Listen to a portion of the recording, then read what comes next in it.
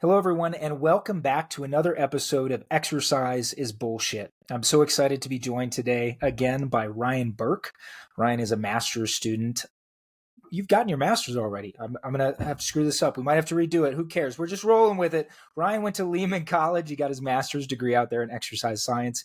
He's a returning guest of the podcast. We're super excited to have him back. Ryan, why don't you say hello? Yeah, thank you so much for that introduction. I'm really happy to be back, and The worst introduction ever.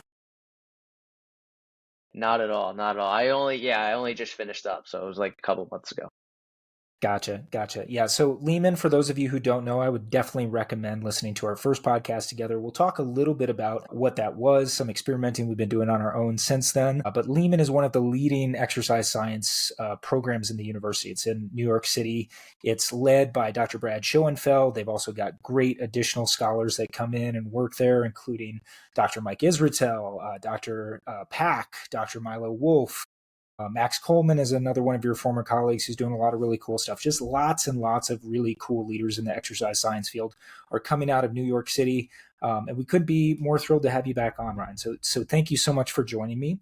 I'd love to do a little quick recap for those of us or those of our listeners who haven't heard our last episode, where we kind of talked about palm cooling. And this was part of your master's program when you were at Lehman, and how that might affect your performance during resistance training sessions. So why don't you give us like a super quick 30-second synopsis of that study, and then you and I can kind of talk just anecdotally about what we've both been doing using that cooling since then. Yeah, absolutely. I'd be happy to. So, yeah, exactly like you said, I led a review paper with Dr. Schoenfeld and another colleague of his, who's, I would say, an expert in this topic currently, on the effects of using palm or sole cooling. So, cooling the palms of your hands or the soles of your feet in between sets of strength training or resistance exercise, I should say, and its effects on certain outcomes such as repetitions to failure, even RPE, things of that nature. And there is like a couple studies to show that it has some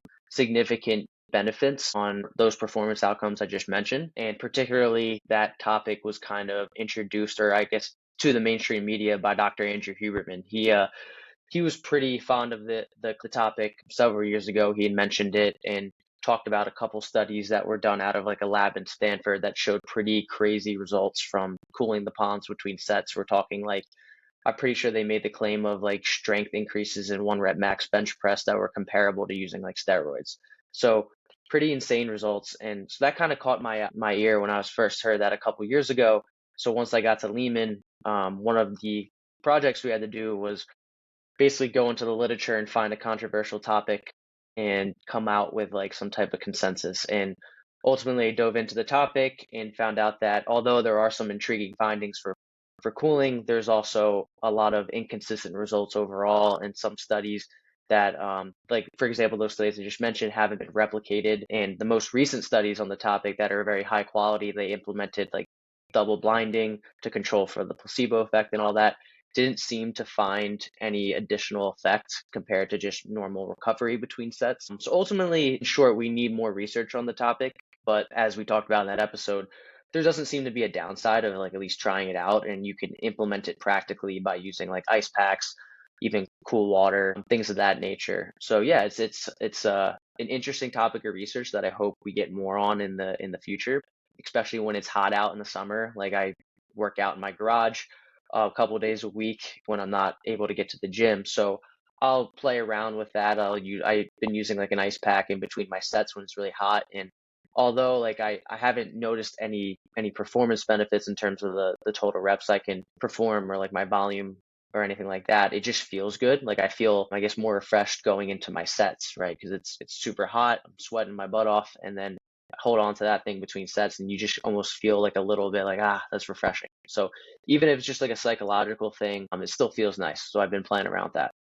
Yeah, and we talked a little bit about that before we hopped on, but I wanted to save the conversation for the actual podcast because I think it's interesting, because I've had the exact opposite experience in the sense of I've messed around with this consistently. I've been doing it really, really consistently in my workouts, upper and lower body, since we had that conversation. I stopped using, so I bought this thing called the Cool Can on Amazon, which is like $40. Is this little metal tube that you put in the freezer. It sucked. It cooled or warmed up in like 5 minutes. So it was completely impractical. And now I just take a Ziploc baggie and but the gym that I go to has a crushed ice machine. So I just fill that up with crushed ice and I have an extra towel so I'm not dripping water everywhere. And I'll probably refill it once or twice during my workout. And I literally just hold that for 15 to 30 seconds in between my sets, dry my hands off, and then go back to it. Now, this is completely anecdote. This is a N of one. I was absolutely blown away by the improvements in my performance from a volume perspective, from a PR perspective, like increases in weights for like multiple weeks in a row. And just to reference that for our listeners, like I've been training consistently for 20 plus years. So you don't typically see really, really big improvements in performance after you've been training for a long time. Maybe when you mix up your workout, right? You try a new exercise. I had already been doing this routine for a number of months as well. So to me, that was a super powerful anecdote. And I haven't really pushed it on any of my clients. I'm not sure it's super practical. I mean, I guess you could from home. But I tend to work out a little bit longer than I train my clients. So like 45 minutes to an hour, I'm doing multiple sets. Most of the people that I train are single set. We're doing super efficient workouts in 30 minutes.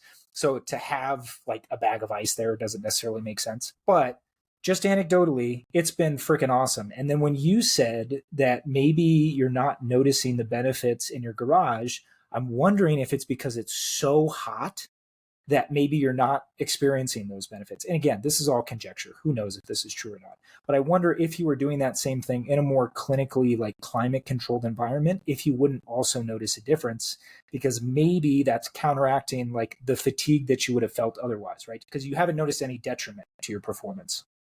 Is that correct? Correct, exactly. Yeah. Yeah. So like I Yeah. said before, like there's no like, especially in the literature too, there's no, it's either it's positive or just like no difference. So at the very worst, you're not getting any additional benefits. So that's why it could be something to like practice with or try with no downside, you know. Yeah. At least that Yeah. none that has been shown in the literature. Yeah, and I, again, this is totally anecdote. Take this with a grain of salt, but it's been really cool for me because, and it maybe it's all placebo. Who freaking knows? But I went in with a pretty positive mindset about it. Like, I think this will probably feel really good, and maybe I'll see like a slight performance improvement. I'm talking like 20-30% in volume load over the course of a single workout. Try it out, see what happens. Like Ryan said, worst that happens is you have some cold hands and it feels good if it's hot out. So I don't think there's any risk there. Before we jump into today's episode, Ryan, why don't you tell us what you're working on now? What's going on at Layman? What kind of projects are you working on? And then we'll kind of jump into this study that I wanted to discuss with you today. Yeah, absolutely. So right now at Lehman, usually the summers are pretty dead just because that's the time where like we all take off from school and whatnot. But this summer in particular, they had that. I know we talked a little bit about this before too. They had a study going on about lengthened partials, which was led by the data collection process was led by my friend Alec Pinheiro, and then Dr. Mila Wolf and Dr. Pack were also there and basically leading. They came up with the methods or the big brains behind the methods and all that, and drove that project as well. So that just wrapped up. I wasn't there in person. I was involved in helping out the methods and whatnot, and hopefully it'll be involved in the write up after the fact. But I'm also from New Jersey, so in the summertime I was not on Lehman campus, but yeah, big shout out to all those research assistants over there that put in a ton of work in the summertime. We don't have any results yet, so that's our statistician has to process those. But Nothing to tease, I huh? know, All right. yeah, nothing to tease yet. I'm waiting anxiously every day that goes by, so we'll see what we get. But nonetheless, really cool study. It's going to be awesome because obviously that's a very hot topic right now. But yeah, other than that, nothing really going on research related until I start up. I'll start up at Rutgers in a couple weeks now in September. So as of now, just coaching and enjoying the rest of the summer. That's awesome. And Ryan is getting his PhD from the prestigious Rutgers University. Go Scarlet Knights. So definitely keep an eye out for that. I only know that through football. I just remember they had an epic run in like the early 2000s with what's his face? They brought him back, right? The head football coach, Yeah, Shiano. Yeah, Greg Shiano. Shiano. Yeah. Is he still there now? Like He they brought him is. back He and is. He'll yeah. probably have that. He'll probably Yeah. Okay. Well, he earned it with one really good season. Okay. So today we brought Ryan back to talk about another paper that he was a part of. Now, remind me, because we chatted a little while ago, was this the one that was actually for like your dissertation as part of your master's? Yes. Okay. So this is Yeah, so a this was my thesis.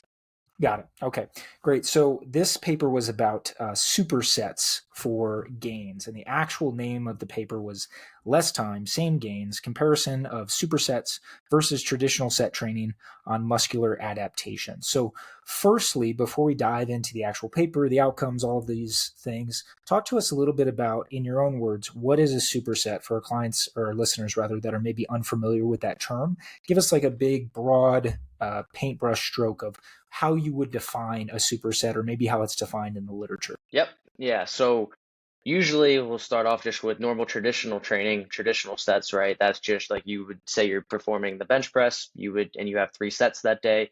You would do 1 set of bench press, rest a couple minutes, and then repeat that until you did all those sets for bench, and then you move on to a different exercise. A superset is when you perform 2 different exercises in succession with usually minimal to no rest between them, and then repeat that. So it's a little bit more time efficient. For example, you would perform a set of bench press, and then you could wait a couple seconds or immediately go over to, let's say, the seated row or something of that nature, perform that, and then rest a couple minutes and repeat that. So you're alternating back and forth. And generally speaking, there's like 3 different types of supersets that we can refer to. So the one I think you mentioned and the one that our study focused on was the agonist antagonist superset. So that would be performing 2 exercises that target agonist antagonist muscles. So like I just said, a bench press in a row would be an example. So would like a biceps curl and a triceps push down, and then like a leg curl, leg extension. Whereas another superset would be like pre-exhaust, which is like an agonist superset or same muscle superset. So doing something like a chest fly right into a bench press, right? That both predominantly targets the chest. Another one would be, there's no real name for it, but I just call it like unrelated supersetting exercises that target unrelated muscle groups. So something like a bench press and a squat, or like a leg extension and a lateral raise, like something that targets totally dissimilar muscle groups. So I guess in short, that would be the general overview of what supersets are. Yeah, and I think that's a really good description. I think the only thing that maybe we could, get into the weeds about description wise would just be what I would call like a post exhaust set. So obviously the exact opposite of a pre exhaust, right? So instead of doing a pec fly before chest press, you do your multi joint movement and then you go into your single joint. Again, same general principle, just sort of shifting the intensity of the exercise and how much weight you could potentially use on each individual movement pattern. But I thought that was a really good description. The other thing I kind of wanted to put under this same umbrella, and I know it's not exactly in the superset definition and category, would kind of be like circuit training. Because when I think a lot of people hear moving quickly from one exercise to the other, I was training a lady that I've worked with for a number of years, and she works out now at a Planet Fitness. I train her virtually. And Planet Fitness has like a little circuit training zone, right? Where you kind of move around quickly from one exercise to the other. And it's sometimes a pre-exhaust, it's sometimes kind of an agonist antagonist set. It just sort of depends on how it's set up, but you're doing your full body as quickly as you can. So that circuit training kind of under the umbrella of HIIT too, but all of these things are really just about, can we get the most benefit in the least amount of time, I would say. And as we'll kind of cover as we go through this paper too, this can be a really time efficient way to get in a little more volume. So what type of superset do you think is the most effective out of all those that we've described? And what did you investigate specifically in this paper? Yeah, so from the most evidence-based, I guess you could say, from the literature, the majority of the superset literature is on agonist antagonist supersets. And for the most part, there's some variation depending on like the rest intervals used and whatnot, but they tend to show like when comparing supersets to traditional straight sets, that your performance in terms of your volume load is either similar or maybe even a little bit better when implementing agonist antagonist supersets. Now, again, we'll discuss when we talk about the results. There's some variation in how you want to interpret that, but ultimately, because there are so many short-term studies, when I say short-term, just looking at volume RPE rather than long-term studies that look at like muscle growth and strength over time. Because there's so many of those studies on agonist antagonist supersets, I would say that if I had to prescribe one as like the king of supersets, that would be it. Now, again, hopefully in the future, I actually potentially give you a sneak peek here, in potentially next spring, we might have a pre-exhaust study coming out because there's very limited research on that topic. As for the other superset, like supersetting Sorry completely to cut you off unrelated. there because Yeah, go ahead. I'd love to hear. Is that going to be something you're going to be doing at Lehman, or is that something that you're hoping to do at Rutgers? Yeah, so this will be something that one of my potentially one of my peers and former classmates at Lehman will be carrying on Gotcha. as his thesis next spring. Awesome. Yeah, so Very his cool. name's Tom Herman. Yeah, shout out to him. So that's potentially something that might be in the works, which I'm really interested in as well. But yeah, there's, as far as I know, I don't think there's any, maybe there's one long-term study that's looking at supersetting exercises that target completely the similar muscle groups on like nothing on hypertrophy. There's one I think on strength, and a lot of that is on just like squat and bench press.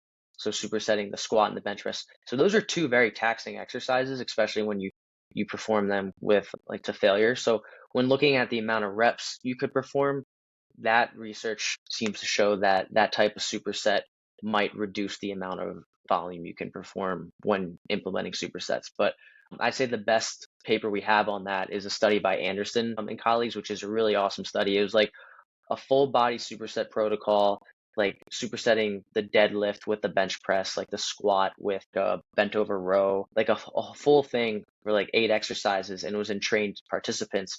And it showed like a slight reduction in performance in terms of the total repetitions performed. But on the other end, it showed they enjoyed it more, and it also cut the training time by like 40% or something like that. So but yeah, I know I just kind of rambled on a little bit, but in short, I would say the agonist antagonist superset is probably the number one I'd recommend. Yeah, no, I don't think that was invalid ramble. I think there was a lot of good stuff there. And again, it just makes me think, especially when we talk about full body, not necessarily related muscle groups that we're supersetting together. I just keep going back to that idea of like circuits or Nautilus training from like the 80s and 90s, where you'd have an entire circuit that you could change on a day to day basis, and how you could sort of apply these same principles, which I've certainly done with individuals in my own training before, right? So if you're looking to get as many exercises as you can in 30 minutes, you sort of have to do an agonist antagonist or an upper lower kind of back and forth. So you're sort of unintentionally doing hit if you're kind of training that way anyways. And then obviously if you're in a time constraint, right? So the study we're going to talk about here was 4 sets of each exercise in these supersets. But if you want to get the most bang for your buck in the shortest amount of time, single set training using these larger muscle groups, going, upper and lower and switching it all could be just a really advantageous way to get sort of the most bang for your buck. So maybe we can touch on that a little bit more as we go through. But it's interesting, right? Because there's so many different ways you could cut this and interpret research, and it's just really cool to see as more and more of this comes out. And even like the pre-exhaust paper that you were talking about with your friend Tom Herman, it's like I've been doing pre-exhaust with clients and on my own for years, and I've like seen great benefit for that. But there's very few papers that actually investigate that specifically. So it's just cool to see more and more kind of growing in that range. So what was sort of the impetus for this paper as part of your thesis here? Like what made you want to go and investigate supersets more? Was that something that you had a desire to do on your own, or did Dr. Schoenfeld say, hey guys, this is what we're doing? Like, how did that look? Yeah, so Dr. Schoenfeld always says from like the minute you get to Lehman in the master's program, like always think about your potential thesis topic for research. So I was thinking about topics, and for me, I love supersetting. It's something that I've always done, particularly agonist antagonist supersets, but again, dabble in all types. But I always thought that like, oh, this is such like in my head a common training strategy. I expected there to be a bunch of research on the topic. So when I looked into the research, I found that, as I just mentioned, there was a ton of like acute studies or short-term studies, but really at the time, only one study that I found that looked at changes in muscle growth or changes in muscle size when using supersets, and it was had a couple limitations that made it difficult to draw conclusions. And I was always wondering, like, by supersetting exercises, am I compromising my gains compared to if I were to be using straight sets? Because at the end of the day, although I'm usually pairing exercises that target different muscle groups, the increased training density of using supersets can tax the body greater, right? And put more demands on the body, potentially leading to more residual fatigue, impacting my performance. So, I mean, there's been some theories out there that like, oh, that would be bad because you're not getting the same type of stimulus you would as using straight sets.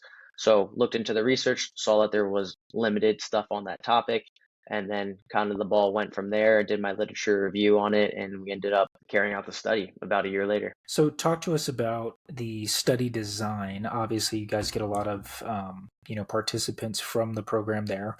As some of our listeners will know, the majority of exercise science research is done on 18 to 22-year-old men and women who are usually college exercise science students. So, how many participants did you have? How many weeks? What kind of exercises they were doing? Talk to us about sort of the big umbrella overview of how you guys decided to structure this study, why maybe you decided on the exercises you decided on. Obviously, you've mentioned the agonist antagonist sort of setup. Maybe talk to us a little bit more about why that could be important and some of the, we've talked about, or we've teased at some of the potentiating effects of doing exercises like that. So why don't you sort of give us the big overview of the study design? Sure.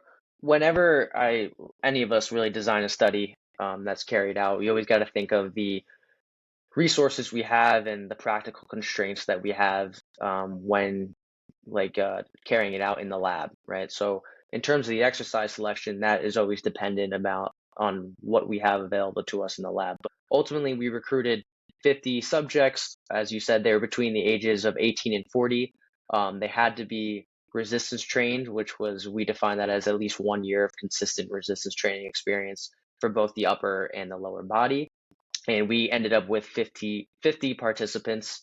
The majority of them were from Lehman, like just undergraduate students, but some were also outside the school that basically anybody could do it. Even you could do it, as long as basically the only criteria is you just have to be able to make it to campus or where our study is. So we ended up carrying that out. It was an 8-week study. And as you said, twice a week, they came in and performed 4 sets of 8 to 12 reps, all to failure, of the lat pull down, the Smith machine bench press, the seated leg curl, leg extension, dumbbell biceps curl, and cable triceps push down.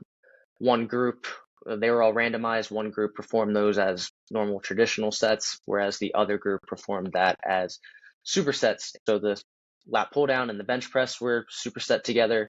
Then the leg curl, leg extension were superset together. And then the 2 arm exercises at the end were also superset. And it was 2 minutes of rest between paired sets. So as I explained earlier, it was like lat pull down, immediately transition to the bench press. We clocked that as like the transition time was about 20 seconds to go from one exercise to the other, and then immediately started performing the next exercise. Once they finished that, they rest for 2 minutes and then repeat that. And then the traditional group just did that as 2 minutes between all sets and exercises. And the reasons we picked those exercises were just that was kind of what we had that was what was available in the lab, and it covered the full body, up the arms, the chest, the back, and then the legs.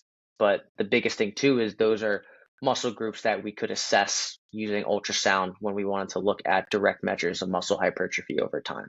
So when considering that with the exercises we had available to us in the lab, that turned out to be the best approach we had suited for us. Did all of the participants, thank you for sharing all that, did all of the participants do all the exercises in the same order, regardless of if they were supersetting or they were coming in and doing straight sets, meaning they started with the pull down, and if they were doing okay, so they always went in that same order, push pull or pull push, then leg extension, leg curl, then biceps, triceps, regardless of if they were supersetting or not?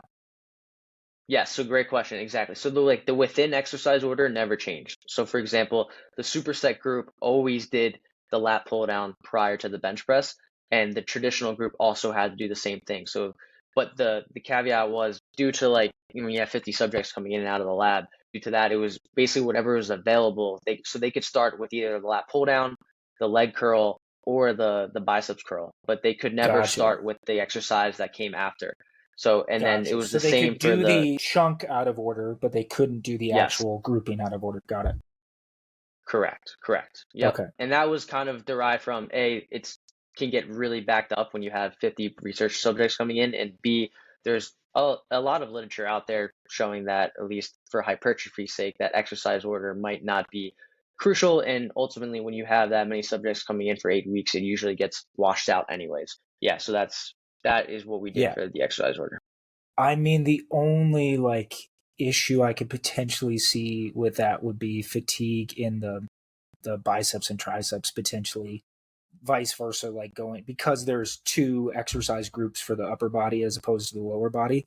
Maybe there's some conflict there, but I'm sure with everything randomized, like it tended to wash all of that stuff out. Okay, so just for any of our listeners that weren't following all of that together, the reason that the superset groups were more efficient, right, is instead of doing lat pull down, rest for 2 minutes, lat pull down, rest for 2 minutes, lat pull down, rest for 2 minutes. They're going lat pull down, minimal rest under 20 seconds, right into chest press, then rest for 2 minutes. So the rest times were the same regardless of how they were grouping. They're just getting less rest total, right? Because they're going from one exercise to the next. So what was the actual difference in the total time?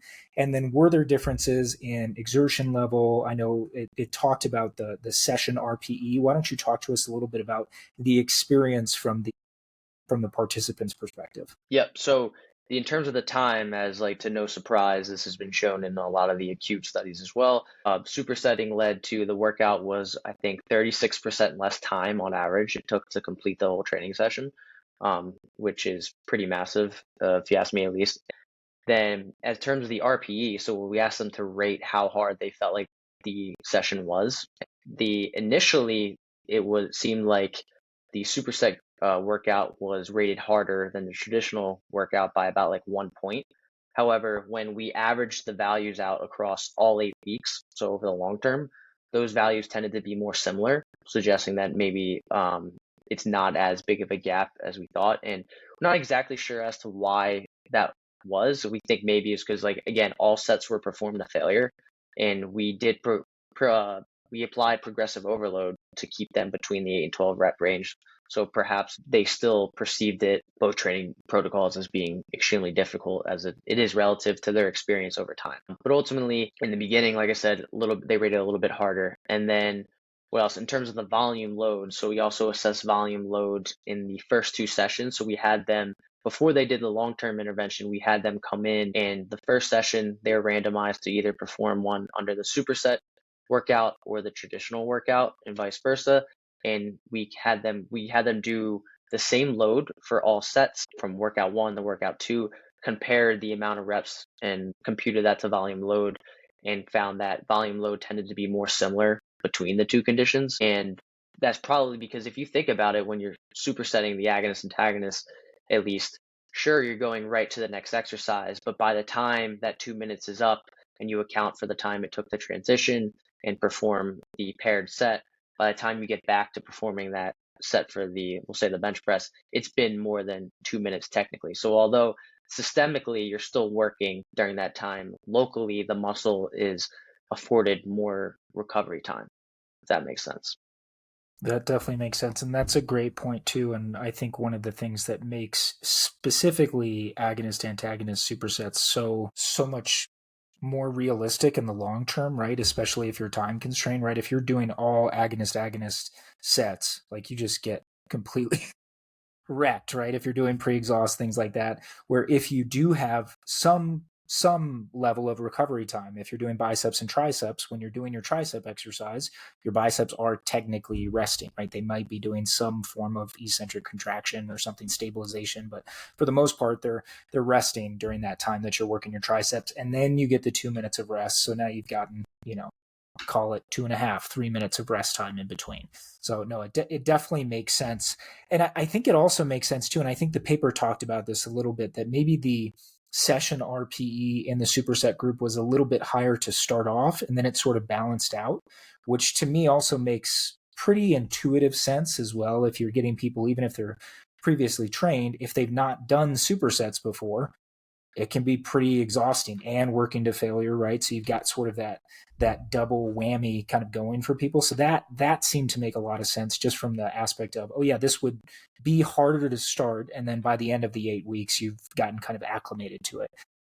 I thought it was super interesting as well that, you guys mentioned in there that this was the first study to look at a full body training design for supersets. So can you talk to us a little bit about maybe the dearth of evidence, why that's important, right? What some of the other research papers had looked at, and why yours is maybe a little more significant and applicable to a broader audience? Sure. Yeah. So first off, like as I said, the first in terms of the long-term evidence, the only two studies at the time that were out were both in untrained subjects, which isn't a massive deal, but it's difficult to extrapolate those findings to resistance trained populations. But they also only included 2 exercises for an entire 8 to 10 week period or whatever it was. So that would be like, and one of them only used resistance bands. So that would be like me making you do biceps curls and triceps push downs with resistance bands for 8 weeks, and only those 2 exercises for that 8 week period in total. And one group would superset, the other wouldn't. So they found similar results in terms of muscle growth. But the question is always like, well, if you were to use more exercises, maybe residual fatigue would play a larger role, like we talked about, right? That heart rate's getting jacked up during supersets. You're reducing the total training time, but consequently, that systemic fatigue may elevate. Then it's like, all right, well, how does that play a role? So that's why that's where the significance of using a full body or at least a multi superset protocol can be interesting to study. Yeah, so we've talked about the time difference. So it was 36% less time, which my math is not great, but just for those of you paying attention, that would be like the difference of an hour at the gym versus approximately 35 to 40 minutes, right? If you're doing a superset protocol instead. So significant time difference, especially if you're talking about like some travel time to the gym. It's about 15 minutes for me to get to the gym, and then it's another 15 minutes back. So that's 30 minutes. So if I've only got a 90-minute window, well, I probably can't do a full hour routine with my two 15-minute commutes, but I could potentially do a 30-minute supersetted routine, 35, 40 minutes, and then still have a little bit of buffer time, change, take a shower, do those sorts of things. So I think this is just super applicable in the real world. What were some of the other findings? We talked a little bit about the session RPE. Was there anything else of note?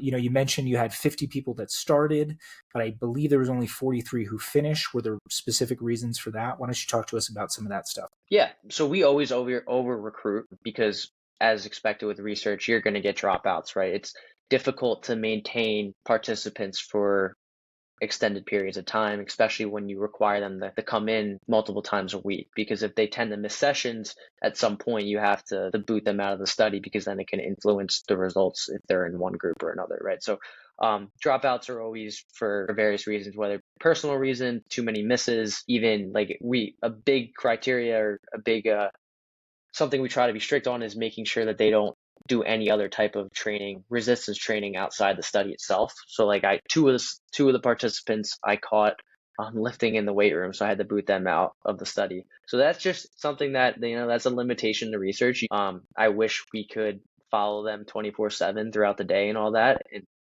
be as tightly controlled as possible. But those are some things that you have to deal with when carrying out long-term research studies. A couple jobs for that, and then a couple just for personal reasons and too many misses. So that was what led to us starting with 50 and ending with 43 participants. The cool findings, in my opinion, were the long-term findings of that we found similar muscle growth of the biceps, triceps, quadriceps, hamstrings, as well as similar increases in RM bench press on the Smith machine, and as well as lower body strength. And we used like a dynamometer to assess isometric strength of the knee extensors. And then we also looked at muscle endurance by having all the participants perform as many reps as possible on a given load for the Smith machine bench press as well as the leg extension. And we found similar results in that. So ultimately, when it comes to the muscular adaptations, similar findings between conditions, which is, in my opinion, a win for supersets, right? Because as you just said, that's a big time reduction, and you're also getting the same amount of gains but in much less time, as the title of the paper suggests. Yeah, and I think just for our listeners who are not familiar with some of the scientific terms we maybe just threw out there, a dynamometer is basically just a fancy device that you can statically contract against, and it will measure your output in pounds or kilograms or whatever in force production. So for the knee extension, correct me if I'm wrong here, Ryan, but you'd be in a fixed position.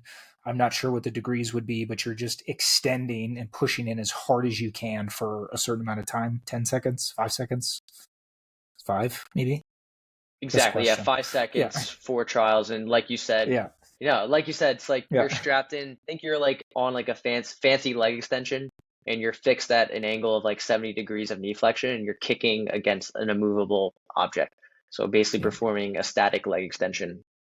And then for the endurance testing, it's typically a fixed percentage of your one repetition max. And then you're performing that exercise for just as many repetitions as you can. What was the actual one rep max that you guys used for those tests? So the 1 rep max was on the bench press, like on the Smith machine I'm bench sorry. press, if I'm that's sorry. what Not you're the asking. for the endurance percentage of one rep max rather. It was 50% of 1 RM, and then for the leg extension, it was, I think, 60% of the initial body weight. So we had Gotcha. them same day that they came in the test, whatever their body weight was, we took 60% of that, put that on the leg extension machine, and then whatever loads they used in that first session, we used them again in that follow-up session 8 weeks later, or 9 weeks later, whatever it was. I would be interested to see because obviously, it's one of your colleagues. I'm blanking on his name right now, but we had talked about the repetition continuum. Maybe it was Derek Van Avery, or Yeah, maybe it was Derek Van Avery and uh, Daniel Plotkin. so yeah, Plotkin. Yes, that's who I was thinking of. I mean, I've talked to both, but Plotkin is who I was thinking of. But yeah, I would just be interested to see what the actual endurance performance was at 60% 1RM, because I'm sure it was all over the map from an actual reps perspective. And I think that data on its own might be cool to kind of extrapolate and look at just to see the ranges. Or I don't know if you have that in front of you, but Yeah, okay. I mean, So I guess I could tell you yeah. right off. Sorry, I was gonna say I could tell you No, no, right no. off the Go bat. ahead. Like, I don't have the specific values, but like some got some like from only 10, 11 reps to all the way up north of like 30, 35. So it was like all over the place, as you suggested. Yeah, and that's one of the problems with percent of 1RM, right? Whether it's actually finding their actual 1RM, or is there that much variance among different individuals? And it's probably a little bit of both, right? Like, are we good at actually predicting 1RM, or do people just vary a ton? And I'd say, again, it's probably the real answer is probably somewhere in the middle. Okay, so what was your actual hypothesis going in? It sounded like maybe you were a little not 100% sure on the effectiveness of supersets. What did you think going in? And then did you learn anything else new at the conclusion of this study? Yeah, so basically, like I said, we had two other studies at the time, although I mentioned the limitations. Both those studies did suggest that both supersetting and traditional resistance training elicited similar gains in hypertrophy, or in muscle growth, or muscle size, excuse me. And then there was one other study that just looked at strength. They did it with like superset the bench press with a bench pull, and they also found similar gains in 1RM strength. So just based off of that, I hypothesized that there would be similar gains, even though those studies were only two exercises and just that. So based on that evidence, I went into it expecting the null. I always like me and Max Coleman always joke, and with Dr. Schoenfeld's, like every study that comes about, we always just like I expect the null. Like I kind of don't really go into many studies with high expectations for finding massive differences or anything like that. So that was kind of my thought process going into it, at least for like the muscular adaptations part, and that's essentially what we found. So yeah, I guess you could say the results mostly lined up with that. Yeah, can you just briefly describe the null hypothesis for our listeners who might not be familiar with that terminology? Yeah, so basically when you say like the null hypothesis is like no difference, just think that if I were to go into this expecting that supersets would give me the same amount of muscle growth as traditional sets, that'd be me supporting the null hypothesis, because I don't expect any difference between conditions. Yeah, and it's just a very scientific way to basically temper expectations and not go in with the idea that, oh, this is going to be the cure all for everything that we've been searching for all these decades for resistance training. So I'm sure it's very hard, as we were kind of talking off air too about the new length and partial study that's coming out. It's like, I wonder how many of those researchers are expecting the null if they're trying to get their hopes up a little. So it'll be interesting to chat about that when that one comes along. So let's just talk about practical applications for this. How do you think listeners can apply these findings to their workouts? Obviously, a little more time efficient. Should everybody in your mind be doing supersets? And if so, what kind? And then maybe we can talk a little bit about, if you're going to apply this, what's your volume, some other things like that. Sure. I have two. I'll start with the pros and then talk about the potential limitations to using supersets. But in terms of the pros, as you mentioned, for those with time constraints, maybe you only have a short period of time to train, I think this can be an awesome approach to utilize. Also, if you're looking to maximize muscle growth, like there is some evidence suggesting that, more volume might get you better gains. So again, more volume with traditional training, that can take up a lot of time. So if you want to maximize the time spent in the gym while also being able to accrue a bunch of volume in terms of the amount of sets you're performing, supersets can be another great option for you. That being said, something I forgot to mention, which is really important, is we did find, it wasn't like a formal questionnaire, but after the fact of the study, we asked the participants to talk about how they felt in terms of if they felt any nausea or feelings like, or if they vomited at all during the training. Because a lot of times, like you said, every set's being performed to failure. And for those of you, if any of you listening have been involved in a research study like this, you know that when you have research assistants with clipboards yelling at you to go to failure on every set, it's pretty intense, right? So a lot of the participants in the superset group specifically, at least in the beginning, did experience some feelings of nausea. I think several did vomit, but in general, those feelings subsided over time. So they got more acclimated to supersetting. So I would just say, if you were to start supersetting and you never have before, just be aware that maybe rather than go right to the next set, you can take a little bit more time in between those paired sets to allow yourself to recover a little bit better.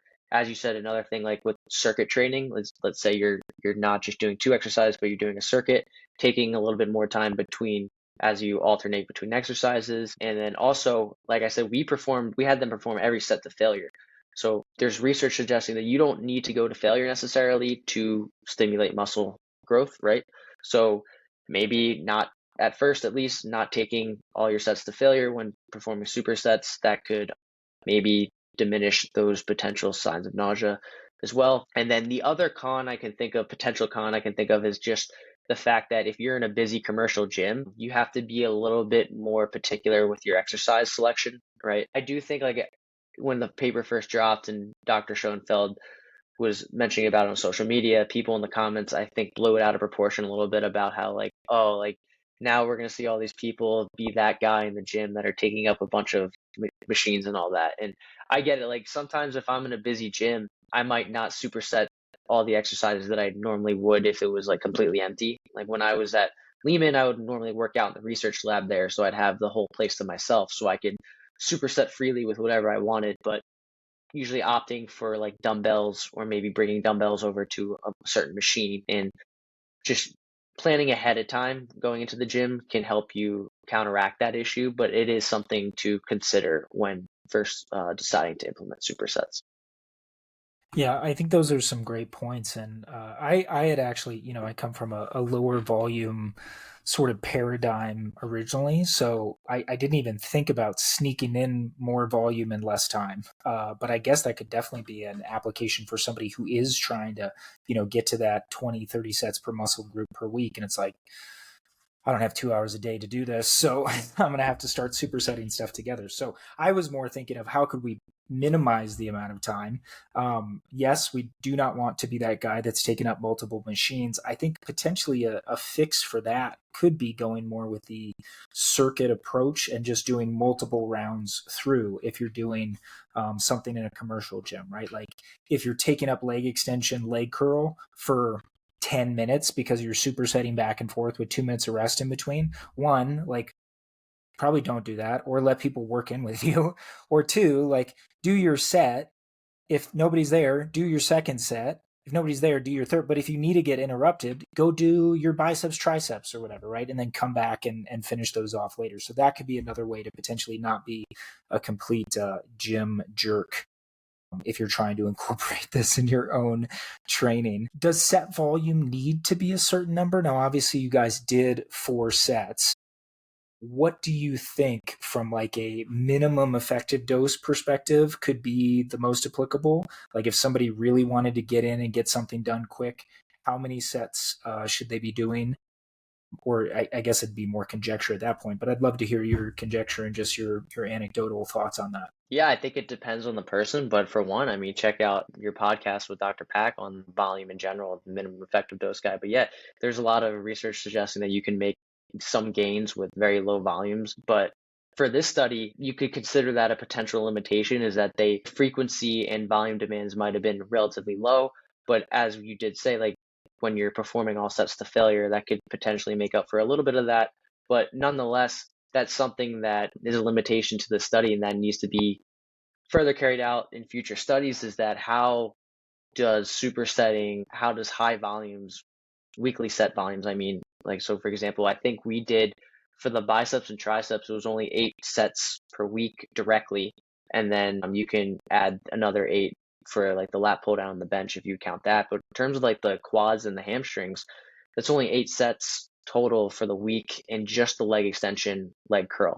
So again, we need more research that looks at supersetting when higher volumes are employed in the studies. And another thing to point out too is that although I'm confident that you can probably extrapolate some of these findings to other exercises, at the end of the day, there needs to be some caution when like I don't want you to go and say, oh, agonist, antagonist, supersets showed no difference in growth. Let me go superset a back squat, heavy back squat to failure with like a heavy RDL. Like I can't tell you that that'll get you similar results in the long run, right? So I would say being cognizant of that, the exercises you choose and how you extrapolate these findings to all exercises. I think that can't necessarily be done yet because as I did say, there is some research showing that when you superset exercises that target different muscle groups that don't overlap, but contain a lot of muscle mass, so something like a deadlift and a bench press, although for the most part, the agonist working muscles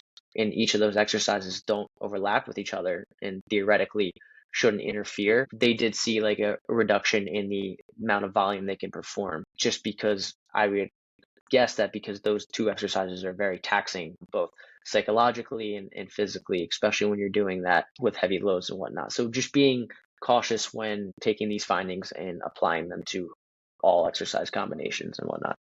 Yeah, and that makes intuitive sense too, right? From the systemic fatigue standpoint of like, again, if interpret all of this with caution, right? Like I'm not necessarily a fan in my mind of anybody doing back squats to failure unless they're in a really, really controlled environment. If you wanted to do something like a compound leg press, I would highly, highly recommend that you're using a leg pressing movement or at least like a supported squat of some kind, or for God's sakes, use a safety bar. Like don't murder yourself trying to grow your legs in any way, shape, or form. The other thing, I'm glad you talked about it's only 8 sets for the quads and the hamstrings each week. One of the things I was thinking about, if you wanted to take this paper and extrapolate it out and use sort of the findings in here, you could even split and add in some variety, right? Like if I'm looking at this as somebody who still wants to be super efficient, but maybe doesn't want to work out for more than an hour, well, you're talking about 24 sets, right? And approximately an hour to or 40 minutes to an hour, let's say. I can't remember the exact times that people were taking. I think the upper end was maybe an hour and 20 minutes or something. Yeah. So say if you're supersetting, it's 50 minutes, right? So maybe instead of doing pull down and chest press for 4 sets, you do that for 2 sets. And then you do a row and a shoulder press for 2 sets, right? So now you're crisscrossing, overlapping. Instead of doing all leg extension, leg curl, now you're also throwing in an add and abduction. So you're crisscrossing some muscle groups and getting some additional work in different areas too, right? So that could be an option to sort of spread out the volume amongst different exercises as well. Any thoughts on that? No, I love how you brought up the endless possibilities of supersetting, because that's something else too, is that like there's no real like ubiquitous definition for like the rest intervals that you have to adhere to between exercises, or how you go about supersetting exercises. So kind of experimenting like what you said, and finding what works for you, I think is something that's good, because at the end of the day, to be quote unquote evidence-based, right, it's taking the findings from the literature, but not using them as gospel, because at the end of the day, they're only a piece to the puzzle. So using your own anecdotal experience, combining and coaching experience, and combining that with the research, I think is going to get you where you want to go, right? So great points there. Totally agree. Yeah, I love that. Is there anything else you think listeners could take away from this paper specifically, or any other findings that maybe one of the things we didn't get a chance to talk about is why potentially mechanistically that antagonistic supersets specifically could allow for a little more force output. So why don't you talk to us a little bit about that mechanism? Yeah, so there's some research showing that if you were to do, I'll reference one study that comes to mind, is they had subjects do like the leg curl, right, and then immediately do the leg extension, and they did it within different intervals. So they had one do right after the leg curl, another right like 30 seconds, and then a minute, and so on and so forth. And they found that when you pair those two exercises together with, I think it was like a 10 rep max, they were able they showed some kind of like potentiation effects. So the leg extension, they were able to get more repetitions compared to if they were to just do it like normally as a straight set. And they think it could be, mechanistically speaking, we're not really totally sure, but could be due to reduced muscle coactivation. So as you're performing the leg extension, the antagonist, which is the hamstring, is for the most part is not contracting, right? Because if it were to be contracting, then it would prevent you from carrying on the extension. But there is some degree of activation at all times, just for joint stability purposes, and also to decelerate the limb and all that. So it's thought that if you pre-fatigue the antagonist by performing like the leg curl, and then go and do the leg extension soon after, that you then have less resistance to that knee extension movement, and thus can carry out more repetitions. And they've also found they've used EMG, which basically you can hook up electrodes to that muscle and get an idea of like neural drive to that area. And they found also not only higher repetition performance when doing that approach, but also greater neural drive to the quadriceps as well. And they found similar results in like a superset for the upper body of doing like a bench to a row.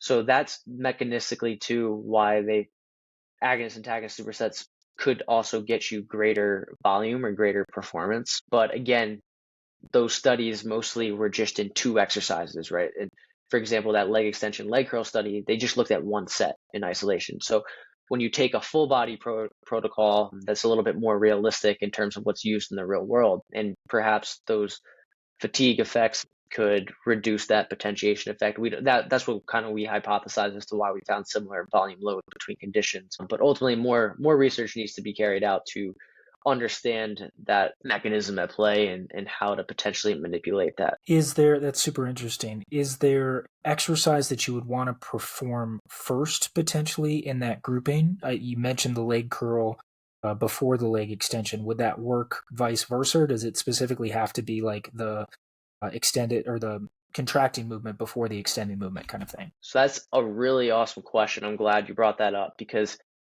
my interpretation of the research, there's like a couple studies on this that actually showed the inverse order has no additional effect. It's only if you do and for the same for the upper body too, when looking into the research as to why maybe we didn't find a potentiation effect. It seems that performing, I think there's one actual study that looked at two superset protocols. One was the seated row to the bench press, and the other was the bench press to the seated row. And they only found enhanced repetition performance in the seated row when it was performed after the bench press, and just basically no difference in performance when the inverse order was performed. Again, it's in terms of those papers, what I've read as to what they speculate, there seems like really not sure as to why that is.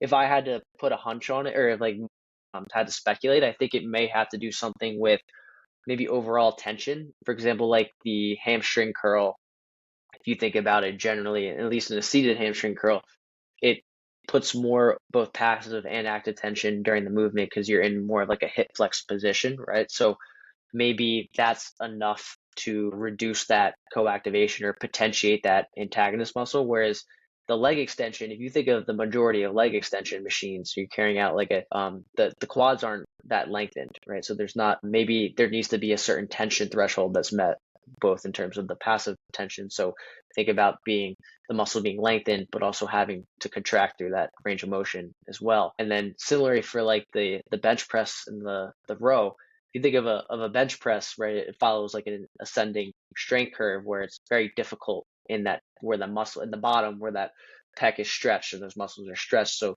there's a high degree of tension there. So maybe that is enough to pre-fatigue the muscle so that you can then potentiate performance in the row. Whereas for the most part, any type of pulling movement or rowing movement is usually doesn't significantly lengthen that muscle. It's more so it gets very hard when the muscle is shortened, right? So, and there is some research to support this. There's actually like pre stretching the antagonist. So like they've done studies where you stretch the chest and then do a row, and they've showed the same potentiation effect. So that's why I'm speculating that maybe there has to do something with the resistance curve or the amount of total tension the exercise requires on that muscle.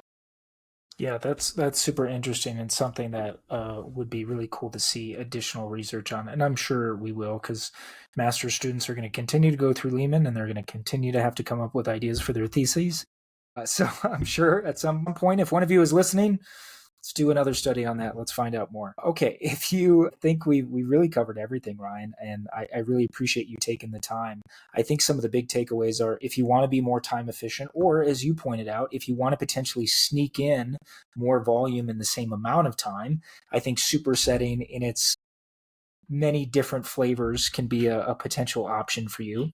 One of the big caveats there, I think, would be making sure that you're using movements that aren't too centrally fatiguing if you're going to pair them together, if you don't want to see decreases in performance on both exercises. Now, obviously, you know, that's going to depend person to person too, right? Somebody might get totally gassed doing a machine chest press and not as much on a bench press. So obviously, take that with a grain of salt, but just something additional to consider.